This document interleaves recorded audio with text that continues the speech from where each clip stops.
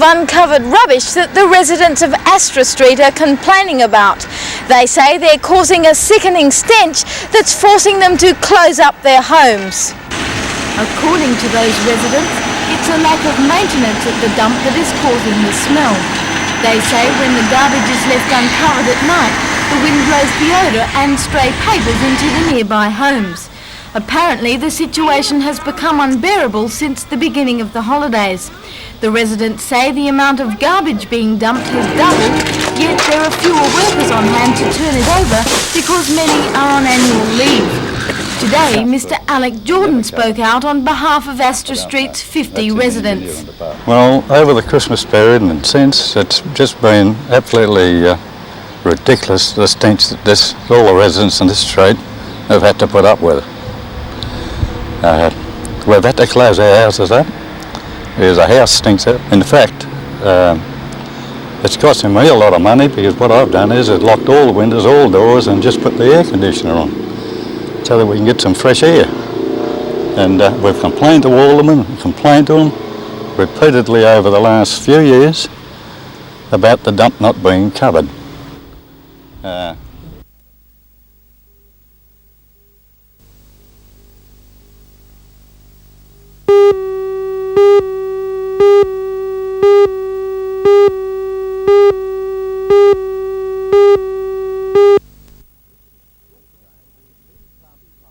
Yesterday, the League Club's publicity officer, Colin Arnott, partly attributed the transfer to what he called broken promises. Had a meeting at the beginning of the year with the Oval Board and everything, and they were going to see if they could do something about it, but at this stage nothing's been done.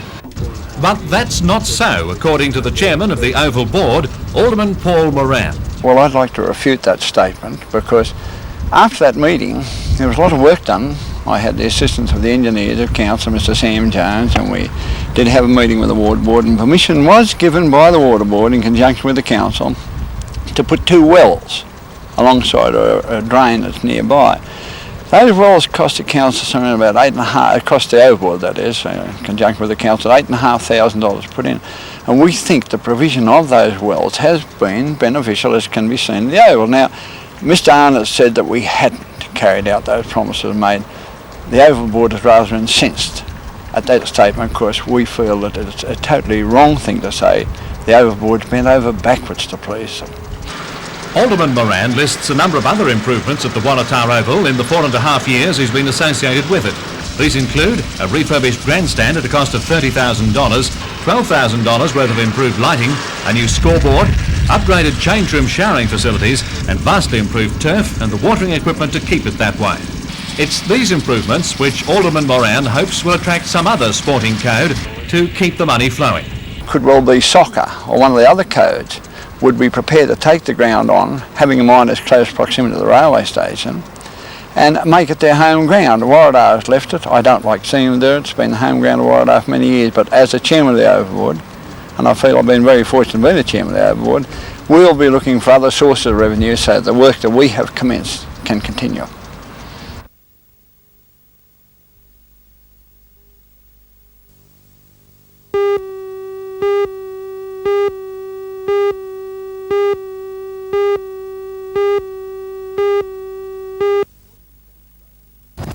The consortium which owns Drayton has so far spent more than $150 million for a nil return.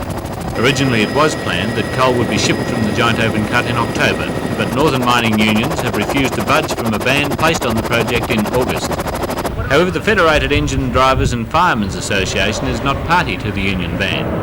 And the mine has employed 27 members of that union, who normally drive bulldozers and scrapers in open cuts. Now, after uncovering some 200,000 tonnes of coal, the FED-FA members have mined some 20,000 tonnes, without resorting to blasting, a job normally done by the miners' union.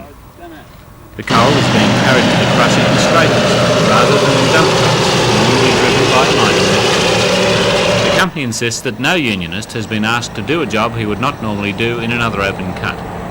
The coal mined so far as to meet a contracted shipment to Japan, and Drayton insists it must attempt to ship the coal or lose credibility and contracts with overseas buyers. But of course, getting the coal out of the ground is one thing, getting it out of the country is another. But here at the rail loading unit is where the next act in Drayton's bid to meet its contracts will be played out. And again, the company says it's not crossing any union lines. Drayton intends to load coal on trains using front-end loaders. That's because the loader bin itself is not ready, and front-end loaders are normally driven by the FEDFA. The company says it plans to have a train here in early February to take the coal to Newcastle. At this stage, the company seems to have an attitude that it's got absolutely nothing to lose by trying.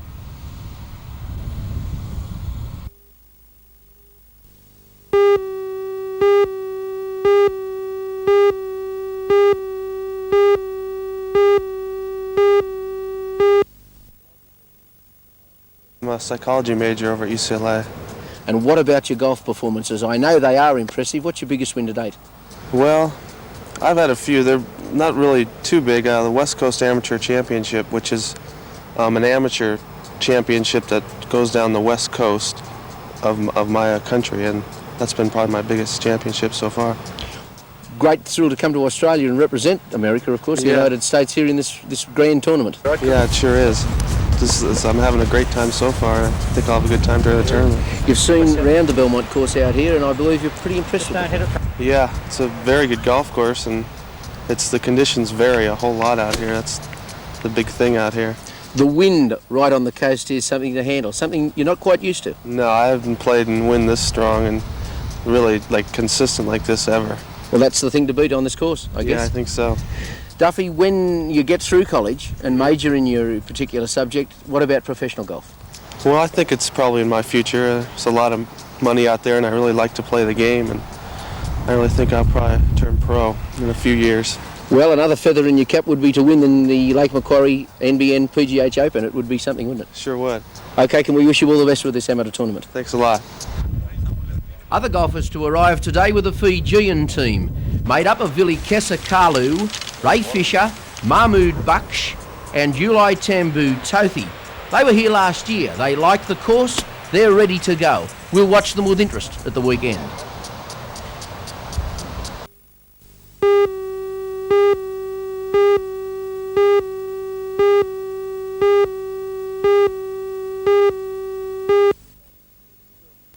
The Youth and Community Services Children's Activity Band has been operating for about 3 years in and around centres in the Lower Hunter. Today, by special request, its coordinator, Mandy Dowling, took the band to the vacational centre at the Baptist Church in Charlestown. Simply, it's a means of providing a range of activities for children up to 5 years old. So far, it's the only band of its type in the Hunter. The Port Stephens and Maitland councils are committed to getting one each, while Lake Macquarie Council are still considering obtaining 2. I asked Mandy Dowling how popular was the band proving to be with children. It's very successful in the Lower Hunter Valley because there are few children's services from the age of 0 to 5 in that area. Well, you operate basically in the Lower Hunter. What brings you to Newcastle? I just happened to get a phone call, and some people down here do know us, and wanted to know could the van provide its services down here, and of course we do vacation care, and so that's why I'm down here today. It may seem to indicate that there's a need in Newcastle for such a van. Yes, well there should be a number of vans starting up shortly in the Newcastle area, Newcastle and surrounding area.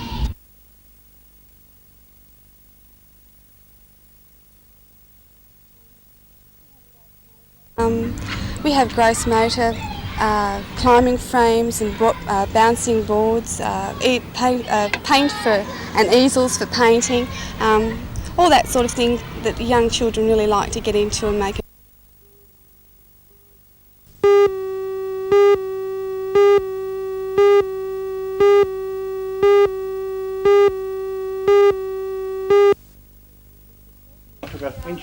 Mr Ted Mariso of Church Street, Lambton, says the new land valuations and subsequent increase in rates will make it difficult for him to finance repair work to his house. He and other residents say they have found new evidence of damage caused by mine subsidence. Well, the piers have been dropping. I've been trying to build them up on one side, and just lately the walls in the lounge room and the back room are starting to crack up in the ceiling, and the chimney is starting to go over a bit, and it's about 2 inches away from where it should be. And it's not only your home? Oh, not only my place. Lambton's ward alderman, Mr Paul Moran, has discussed the problem with the appropriate authorities, but at this stage nothing has been done. And until the matter receives some sort of official recognition, the residents will have to bear the cost of repair work or allow their homes to deteriorate. That appears unfair to Ted and his neighbours, considering the increased land valuations. I do, I think it is, because if we've got mine subsidence here, they must have it everywhere in the street, everywhere in the area. And I'd hate to build a two-storey place of brick of any kind here now, after seeing what I've seen here. And I think it's a very dangerous area.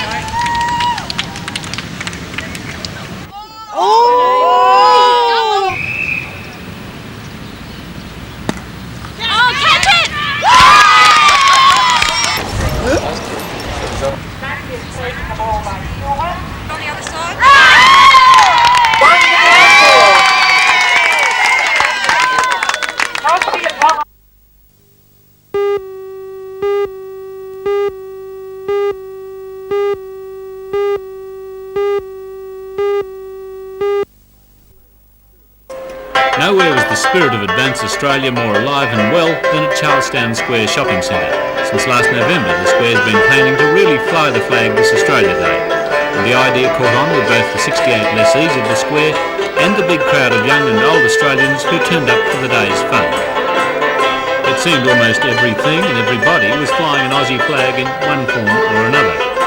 The enormous growth of red, white and blue merchandise shows just how the Advance Australia theme has caught on.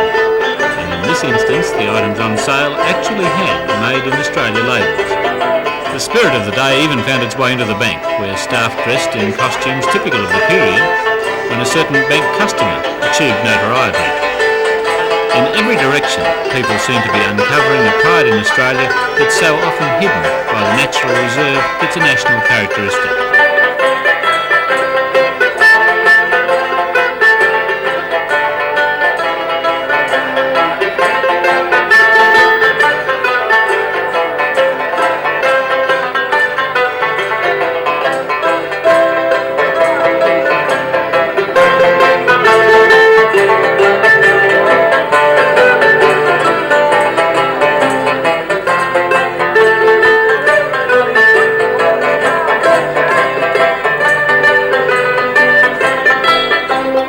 Watching it all and winning lots of hearts were some native Australian animals. All survivors of injuries, the little animals were part of an appeal to preserve a living part of Australia's heritage.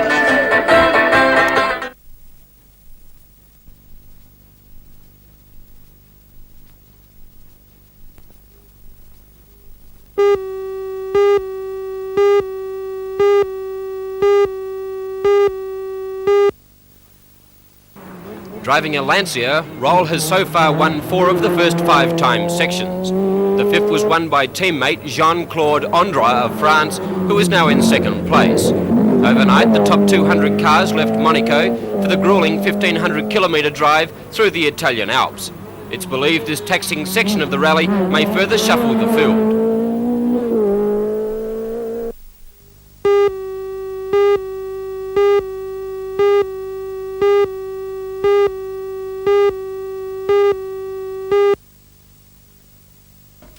BHP has announced it will shed another 2,000 workers in Newcastle by the end of May.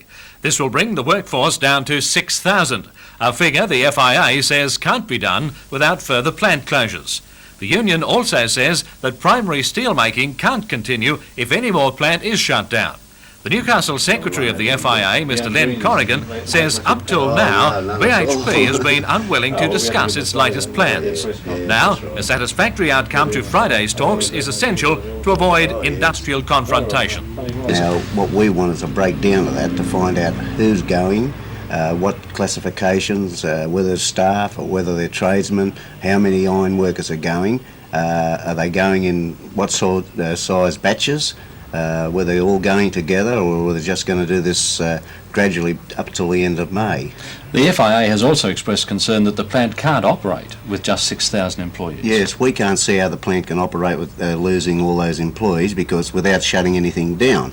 Again, like shutting more blast furnaces down, because as far as we're concerned, they're down to the minimum now.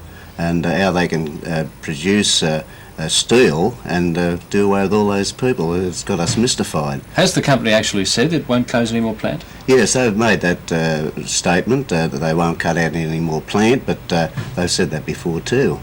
But we've got a situation that worries us, that whether they've got something else in mind which may come to disputes, such as doubling up on classifications, etc. And if that kind of thing is going to happen, I think we'll find ourselves in the Industrial Commission fighting them there.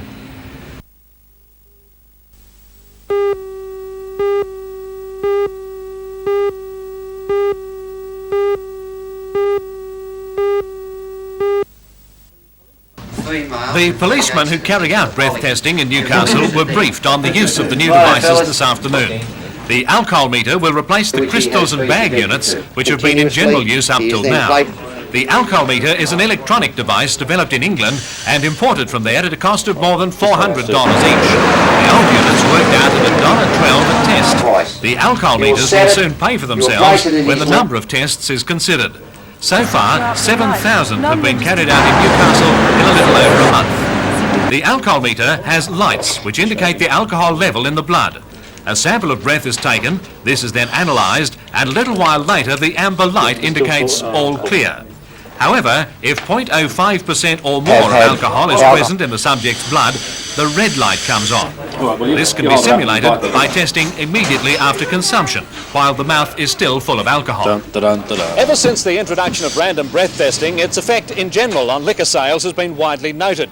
And while the government says it's happy with random breath testing as it now stands, various facets of the liquor and catering trades have been pecking away for change. The latest to do so is the Restaurant and Catering Organisation of New South Wales, which has called for an increase in the blood alcohol level from 0.05% to 0.08%. The organisation says that 0.05 is punitive rather than reasonable, and that